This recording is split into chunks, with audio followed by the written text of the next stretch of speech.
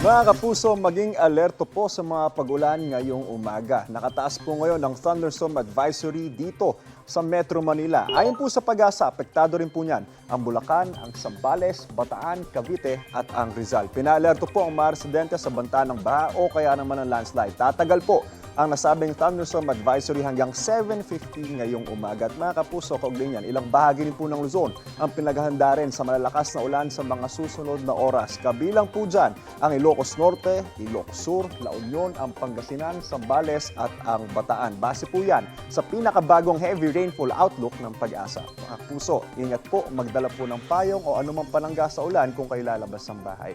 Stay safe and stay updated. Ako po si Anjo Pertiera. Know the weather before you go. Para mag-safe lagi, mga kapuso. Kapuso, huwag magpapahuli sa latest news and updates. Mag-iuna ka sa balita at mag-subscribe sa YouTube channel ng GMA Integrated News.